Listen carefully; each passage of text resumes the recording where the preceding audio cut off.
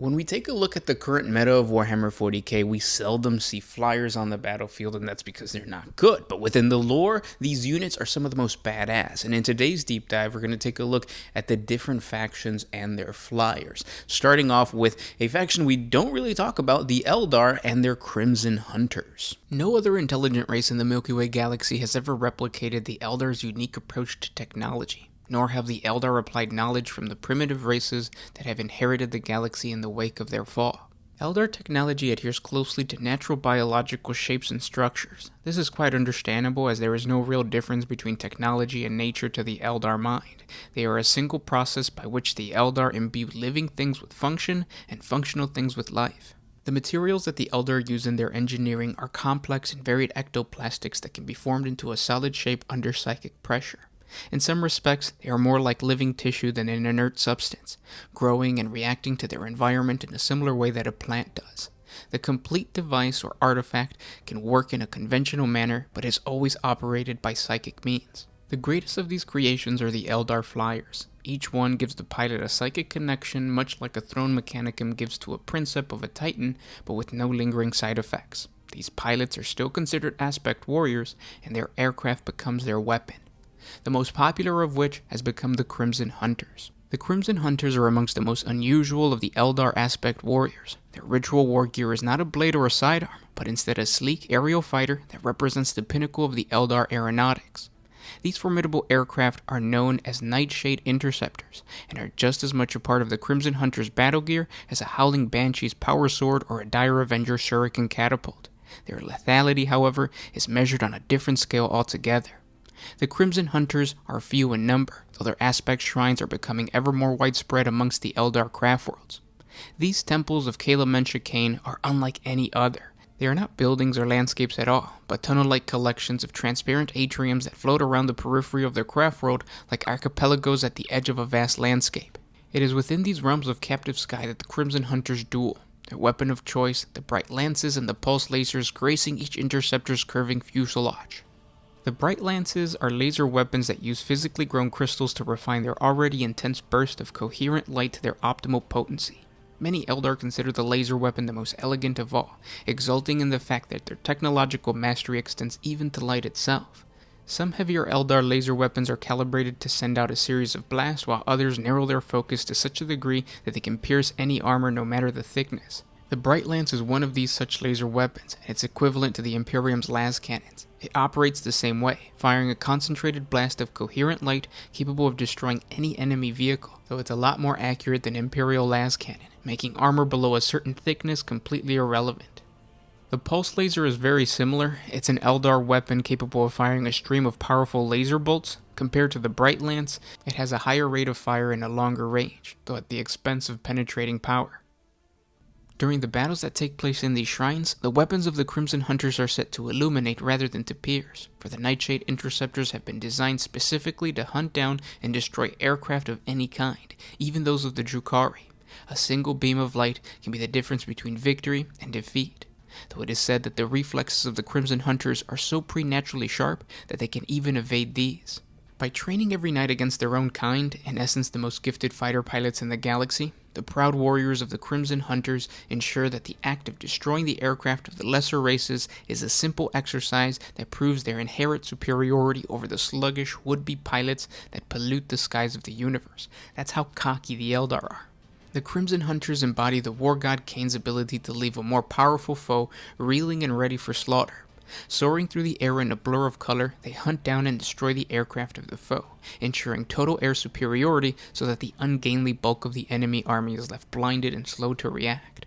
Once the pinpoint strikes of the Crimson Hunters have ensured the enemy army is ripe for destruction, the barbaric horde is taken apart at leisure by the rest of the Eldari war host.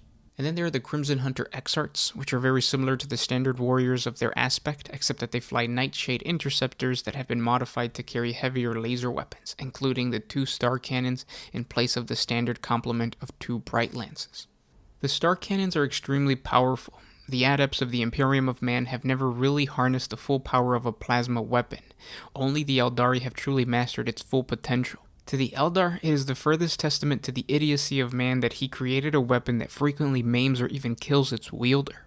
The sophisticated star cannons of the Eldar have no such flaw.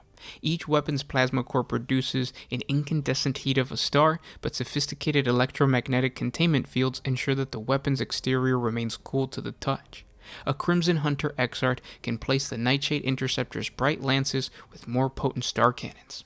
This is why a Crimson Hunter Exarch can wield the two powerful star cannons. Now let's take a look at the Tau Empire, but something's a little bit different with the Tau Empire. They have an entire caste dedicated to flyers, and that is the Air Caste. When we listen to or read the lore of the Tau Empire, it's easy for us to think of what the Xeno race looks like because of the miniature line and the great artwork that has been established. But what most of us picture in our minds is actually only a very specific sub-faction of the entire race. In fact, the Tau Empire is made up of 5 distinct sub-races, each one of which is biologically very different than each other. We are familiar with the short, stocky Tau that make up the Fire Caste, and also the tall and elegant Tau that are referred to as Ethereals. But one of the most elusive sub-races in the entire Empire are the Tau that make up the Air Caste. The Tau Air Caste has always been the most physically different and specialized subclass of the entire race. Even when the species was nothing more than a bunch of primitive tribesmen warring amongst each other and struggling to survive on their homeworld of Tau, the Air Caste stood out as almost a completely different species. They had long, gangling limbs that stretched them high above the rest of their peers, and they possessed membranous wings, which allowed them to glide on the changing air currents of the planet. After the unification of the species by the Ethereals, they played a vital role as a messenger for the greater good. Fast forward to today's era, and they still have the vestigial remains of these membrane-like wings that once helped them fly in the sky, but are now the warriors in charge of piloting the merchant and Tau protection fleets of the Empire.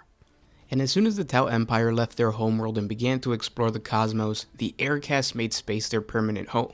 And throughout the many years of adapting to this lifestyle of zero gravity, and maybe even because of selective breeding, the Air Caste developed long, hollowed bones that made it easier for them to maneuver through their ships, but also altered their bodies to be even taller and stranger looking than the rest of their brethren. At this point, the Air Caste has lost so much bone density and muscle mass that they struggle to live on any sort of environment with significant gravitic pressure. Because of this, they have become the least encountered of the Tau caste, even amongst their own kind, earning them the nickname of the Invisible Caste. However, despite this enigmatic lifestyle, the Air Caste is vital to everyday life for the greater good. Without them, the transportation of goods and services would fall apart, and their strict and well-organized economy would crumble. And because of how important the protection of these merchant ships became, the Air Caste inevitably developed into a heavily armed and armored fleet. They quickly learned how to defend themselves from the many pirates and hostile aliens that traveled the stars and refused to accept the teachings of the greater good. The first major defeat and a wake-up call came during the Damocles Gulf Crusade, when the vessels of the Air Caste were outgunned and lacked the needed maneuverability to defeat the Imperial Navy. At that point, the entire Air Caste had an overhaul that was sanctioned by the Ethereals. Tau High Command ordered a major program of research and development which initiated a massive naval construction program known as the Core Vesh Initiative.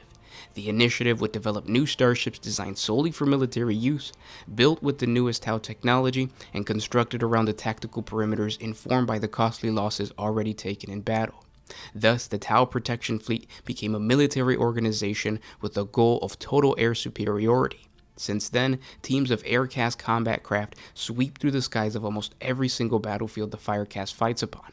Fighter and bomber teams are fully integrated into the combat strategies of the Tau military, coordinated centrally by coalition-level command elements and working in perfect concert with the ground forces of the Fire Caste. Their efforts ensure that the ground-based cadres can maneuver freely, pursuing their own objectives without fear of attack from on high. Now nearly all of the Tau campaigns begin with a massive Air Caste combat deployment. Each team of fighters or bombers is tasked with achieving specific objectives, and they are provided with ample support to achieve their goals in optimal time. Teams of Razor Shark Strike fighters switch between high-altitude dogfights and ground attack runs, fearlessly scouring the skies of monstrous beasts or obliterating the war engines of the enemy. While these Razor Shark teams eliminate priority threats, whole contingents of Sunshark bombers plunge low to perform daring bombing runs against key enemy installations. Airfields, generators, flak batteries, and command assets are pounded into submissions by energized ordnances to pave the way for a full-fledged ground assault by the Fire Caste. Now aircast pilots have become the most respected and feared air combatants on any battlefield. They display incredible selflessness, braving unbelievable odds to destroy their targets. They will gladly glide between the building-sized tendrils of a Tyranid hive ship or dare the drumming fire of a Space Marine hunter squadron, stoically accepting their casualties as a sacrifice to the greater good. Although confined to their flying machines and orbital platforms, an aircast pilot willingly lays his life on the line for the survival of the rest of the Empire. Still, the Tau do not believe in selfless martyrdom. Their air groups never commit without a coherent plan and a clear target, and they quickly pull out if it becomes apparent that no amount of determination or technology is going to win them the day.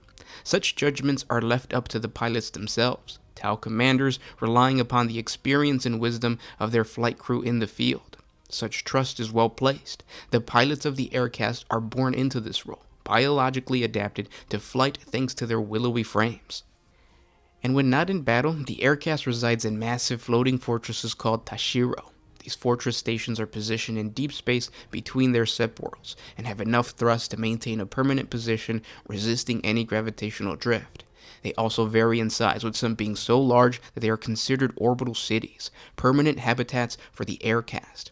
As the Tau Empire continues to expand across the galaxy, more aircast cities are being built, creating a massive web of outposts for the fleets of the greater good, and ensuring the survival of the Tau race.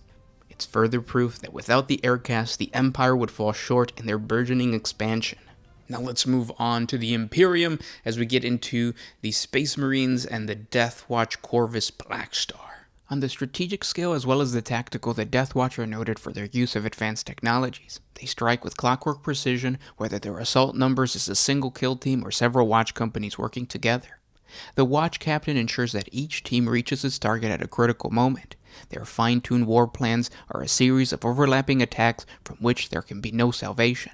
Because of the diversity of their missions compared to the other Adeptus Astartes chapters, the Deathwatch needs a truly dependable set of vehicles to match its warriors' adaptability. Designs from all across the galaxy have at some point landed in the possession of some watch fortress at some time. The uniqueness of these technological marvels is best displayed by the aircraft of the Deathwatch. This is where the Corvus Blackstar comes in. It burns through the skies with the scream of vengeance, gun-spitting death as it strafes the Xenos below. Though it bears similarities to other Imperial aircraft, it is far more advanced in form and function, and the heavy weapons it shares with its sister machines are optimized for alien hunting. As the Blackstar arrows towards its mission's critical target, its heavy weapons tear the foul aircraft and bioforms of the enemy from the skies. Any incoming fire sent its way is baffled with the Inferno Halo launchers that fan out to blur the Blackstar's outline and detonate missiles well before impact. Once in position, it swoops down with impressive agility, the twin hatches on either side of its nose cone slamming open to allow the Deathwatch teams within to charge directly into the fray. The warhangers of the Deathwatch are filled with every kind of aircraft ever sanctioned for the Adeptus Astartes.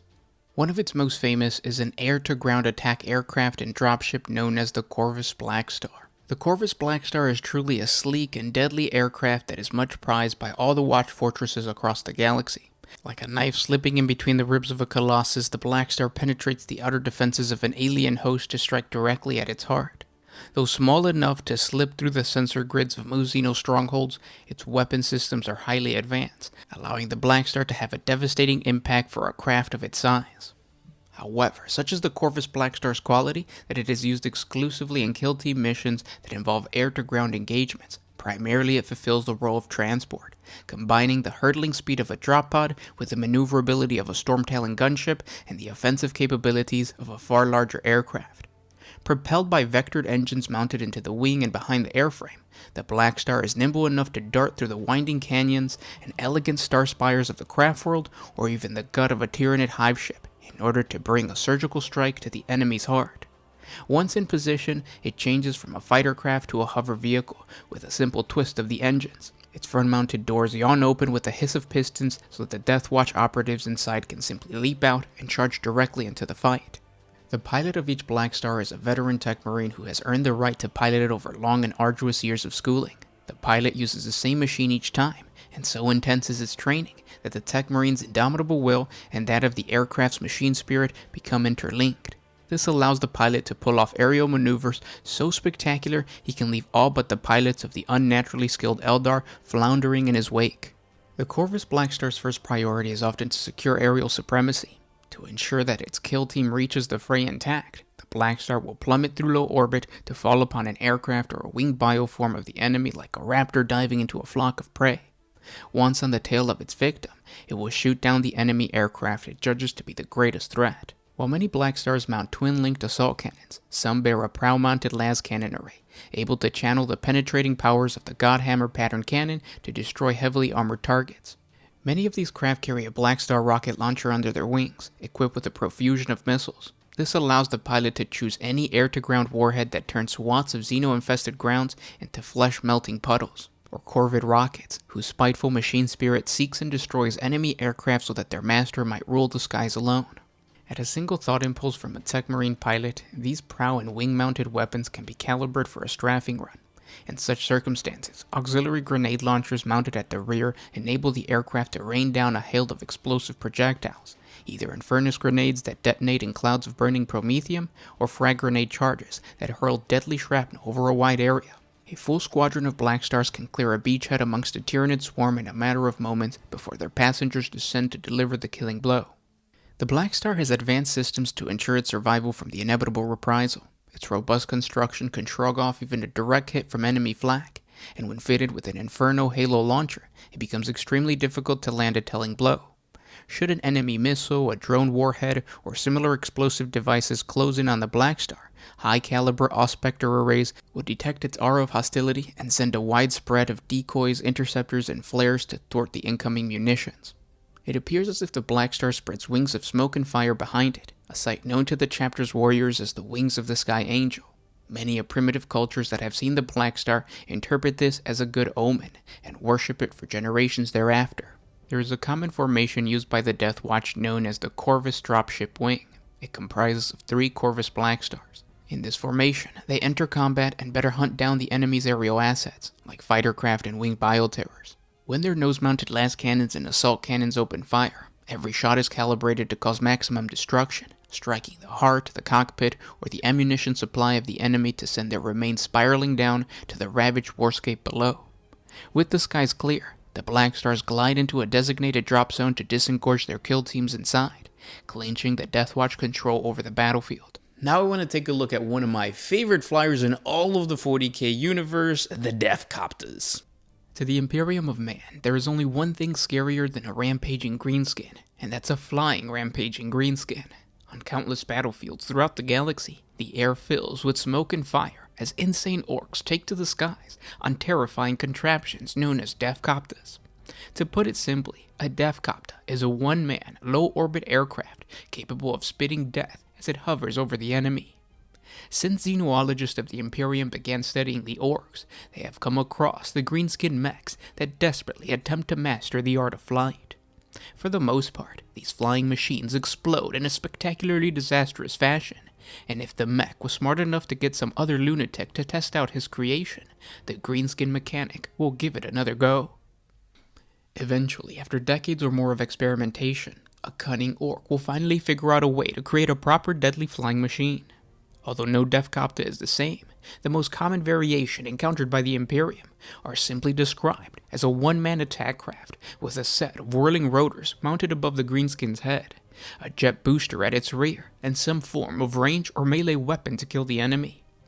This basic description, although vague, points out the most deadliest part of the Deathcopter, its incredible maneuverability, as the rotor blades give it the ability to hold the vehicle aloft and make quick directional changes at a moment's notice. Its speed and flexibility makes the Deathcopter a highly sought-after vehicle, and when an ork mech cracks the code of flight, he will outsell any other mech in the tribe, as hordes of speed freaks flock to his workshop, willing to pay the price for a proper flying machine. Even warbikers will crave the thrill of driving a Deathcopter, because although a warbike can attain terrifying speeds, only a Deathcopter can traverse absolutely any terrain. The only limit a Deathcopter has is the nerve of the pilot, as it speeds past Tyranid reclamation pools, zigzags across Imperial Guard bastions, and Wraithbone constructs. A proper mech will always push its cunning to the next level, which means a Deathcopter will only get deadlier. Most Deathcopters start out with the ubiquitous greenskin gun, a set of twin-linked big shooters, mostly looted from a crashed warbike. But as the mech's understanding of stabilization grows, he will attempt to add stronger weapons, such as a twin-link rocket launcher or a heavy recoil custom Mega Blaster. Those greenskins with the teeth to get deadlier armaments will be given a high-yield explosive known as a Big Bomb. These can be dropped on the enemy as the Deathcopter hovers past. Although incredibly powerful at shooting, most orc Deathcopter pilots can't resist getting into melee combat. These bloodthirsty orcs will nosedive at the enemy, hoping to decapitate the foe with their whirling blades. Other pilots install ripper saws or kill saws to engage other flying vehicles. The usefulness of these Deathcopters has caught the eye of many orc war bosses and big mechs.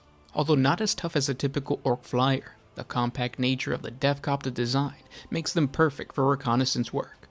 Squadrons of these vehicles fly out ahead of the rest of the orc warband, locating victims or targets for the rest of the main orc horde. Once an enemy force has been discovered, the Deathcopter pilots, with a supreme exercise of will turn their copters around in the face of the enemy and head back to the Greenskins line to inform the war boss or Big Mac. It's a common sight to see groups of Deathcopters flying into battle. These death-defying thrill-seekers find a kinship similar to how mobs of Evil Sun bikers love to spearhead orc assaults. These Deathcopter squadrons gain a deadly reputation not just with their greenskin brethren, but amongst the enemy, as their sight on the battlefield is followed by a hail of bullets, bombs, and spinning blades. One of the most legendary Deathcopter squadrons encountered by the Imperium is known as the Demon Hornets of Morok, a nickname earned due to their yellow and black color pattern similar to the ancient Terran insect. The Demon Hornets carve a path of destruction on every battlefield their speed boss Morok chooses to attack. The buzzing of their motorized blades send entire squads of guardsmen into a terrified retreat as the Deathcopters eviscerate the stupid humies as they run away.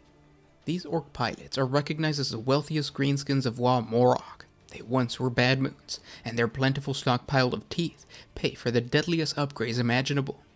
The squadron is trusted not just as an elite reconnaissance unit, but also as a powerful heavy support, blasting apart the enemy's armored regiments while slamming into the front line with a blood-curdling howl louder than the Deathcopter's roaring engines. And finally, let's cover some of the most awesome flyers within the bioforms of the Tyranids. When the armies of the Holy Emperor first encountered the Tyranid menace, there were thousands of different Tyranid bioforms assaulting the planets of mankind. As the Imperium learned more about the Great Devourer, it became clear that the versatility of the Tyranid hive mind was capable of creating so many specialized warriors that most would probably never be cataloged by humanity. Instead, the xenologist of the Adeptus Mechanicus created a broad classification for the bioforms based on the creature's battlefield roles. Although some of these categories are vague, they work well to inform the Imperial High Command and strategists in the field on how to best counter a particular Tyranid threat. Of all of the Tyranid classifications, the scariest and most likely to demoralize an Imperial Guard regiment are those that take to the skies and stalk the air, performing terribly deadly aerial assaults and harassing their prey with frightening speed. Known to Imperial Guardsmen as brooding mothers, the Tyranid bioform classified as Avius terribilis, or more commonly called a Herodin, is one of the Great Devourer's deadliest airborne warriors. Most Herodins appear like giant mutated armored snakes with massive leathery wings.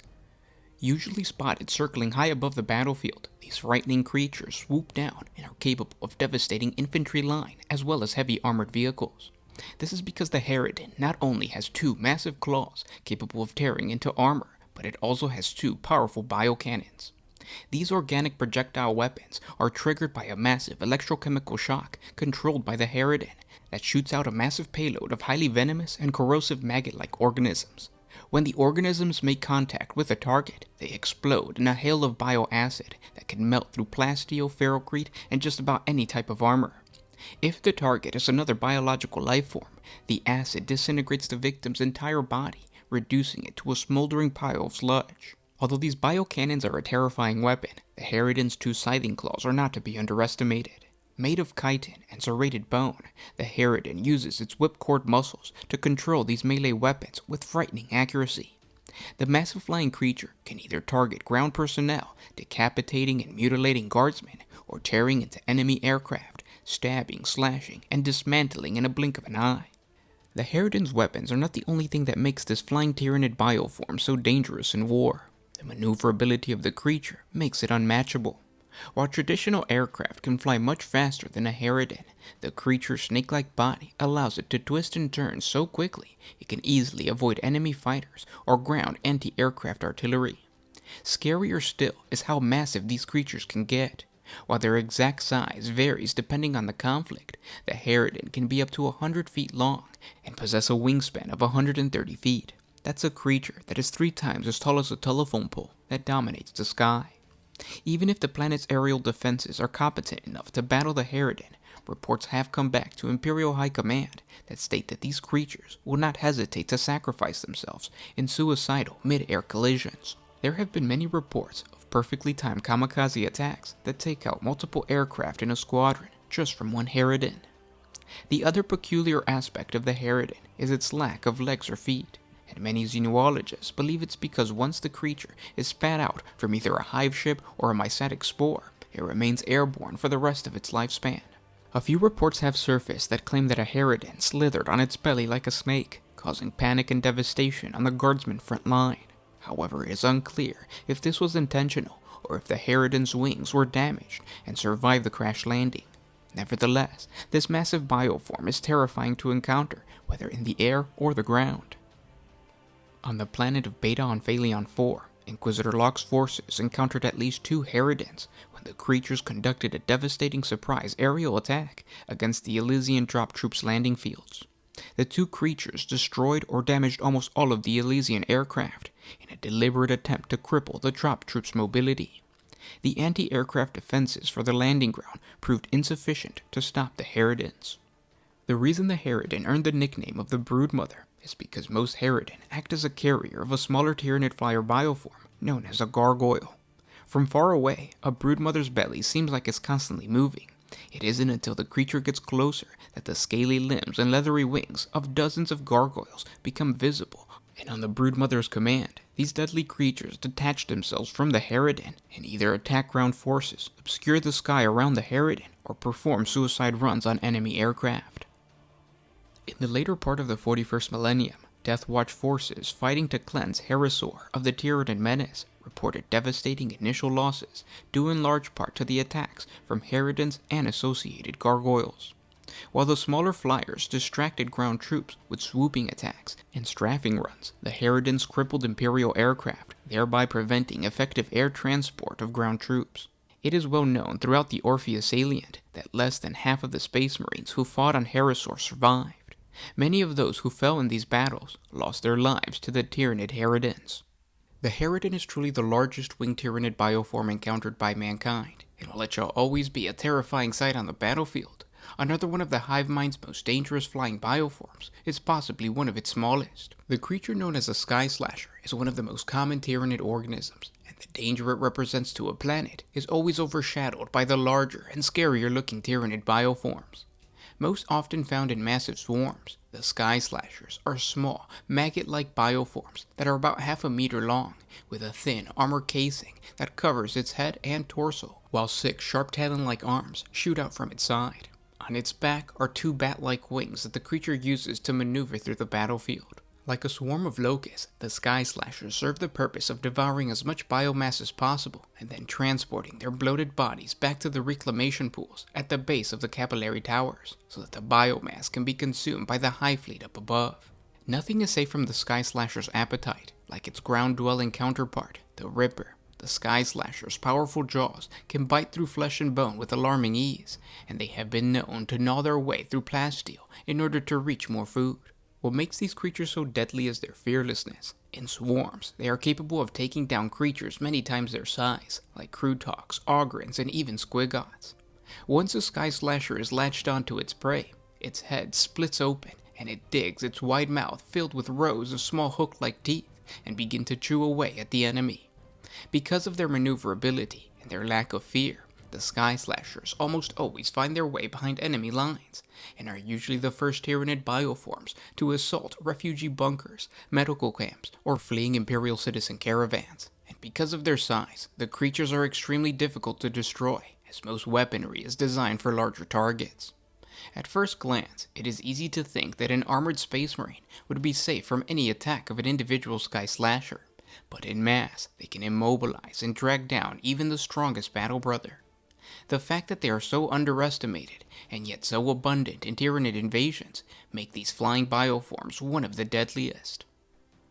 A rank above the Sky Slasher is the Tyranid bioform referred to as a Hellbat by Imperial Guardsmen. Xenobiologists know this creature as a Gontai avius, or gargoyle. These are the vicious flying creatures that accompany the Herodins into battle. Resembling the traditional termagant, they are much smaller than a human, at only 4 feet long, and are lightly armored, but their wide, leathery wings, and the fact that these bioforms also attack in swarms, make them extremely terrifying. The enemy will more than likely hear the gargoyles before they spot them. They are designed to terrorize the enemy with a horrendous high-pitched scream that is meant to drive the foe out of cover and into open areas where the gargoyles will rain down bioplasma from their mouths. Unlike the traditional Tyranid bioforms, gargoyles are actually very skittish and prefer to engage the enemy in a ranged firefight as opposed to close-quarter combat.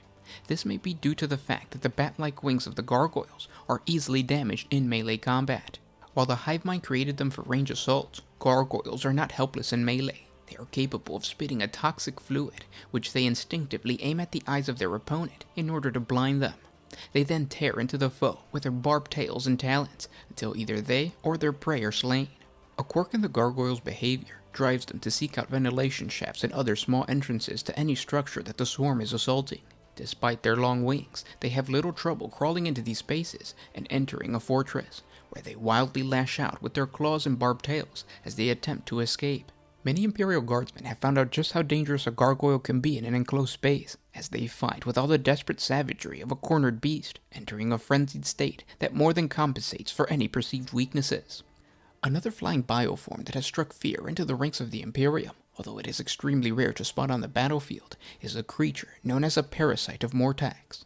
Twice the height of a gargoyle, this creature has become synonymous with terror, as it is described as a bat-winged monster with multiple clawed appendages and a multi-fanged maw. But what makes this creature so terrifying is its long, barbed tail, tipped with a hollow tube that it uses to implant its victims with a Ripper parasite embryo. The parasite of Mortax doesn't kill its prey. Instead, it allows the victim to run away after it's been inseminated, and within a couple of hours, the Ripper parasite bursts out of the unlucky survivor's body. This terrifying bioform was first encountered on the Imperial fortress world of Mortax. This well-defended planet was assaulted by High Fleet Kraken. However, the hordes of Tyranids could not crack the world's impressive fortifications. During the 10th day of the invasion, the Astra Militarum forces defending Mortax encountered a winged bioform they had never seen before. Without warning, the monster dove towards the human entrenchments, stabbing the Imperial Guardsmen with lightning-quick strikes of its tail. The creature's victims were thus injected with Ripper parasites, many of which grew to maturity within a few heartbeats, devouring their host from inside out. Amidst the agonizing death screams, a swarm of Rippers ruptured from the cracked bones and torn flesh as they emerged in a spray of blood. The few survivors told of this new Tyranid threat, a horrifying creature that implants organisms into the still-living prey. They called this creature the Parasite, and all knew that to face it was to risk the most horrific death imaginable.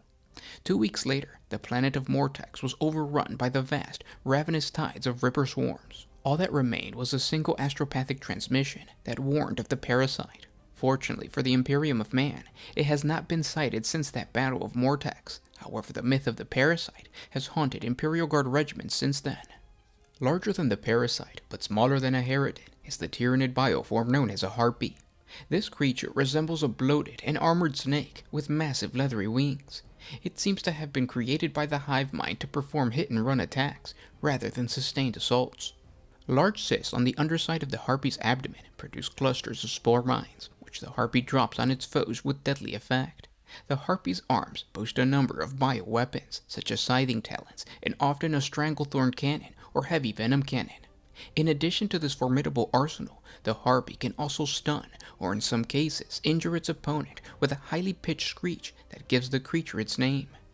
It is excruciatingly painful to lesser lifeforms, such as orks and humans, and can even prove fatal to creatures with more highly developed senses, such as the Eldari or the genetically enhanced Space Marines. Those that survive this cacophonous assault are left dizzying and disoriented, easy prey for the Harpy's razor-sharp talons. The Harpy will always go after prey that is ill-suited to fight back, Light enemy vehicles are a particular favorite, as they lack the speed to escape and the capability to offer any real threat to the Harpy at short range. Although the size of the Tyranid Harpy is extremely impressive, it needs to have a hollowed body in order to fly, and thus unable to survive injuries that might not even phase other Tyranid creatures of similar size. Imperial xenobiologists believe that a variant of the Tyranid Harpy is a Hive Crone. This is a creature perfectly adapted to aerial combat, able to wrestle enemy aircraft out of the sky.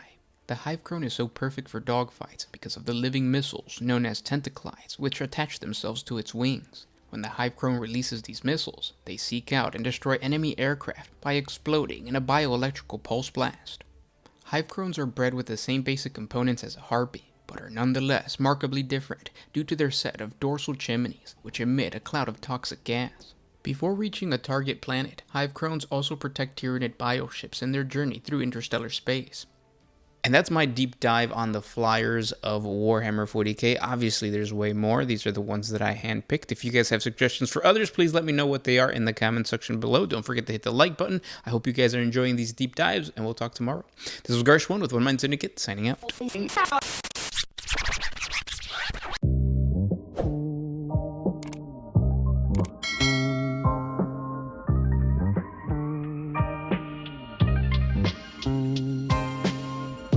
Always used to put my freedom first.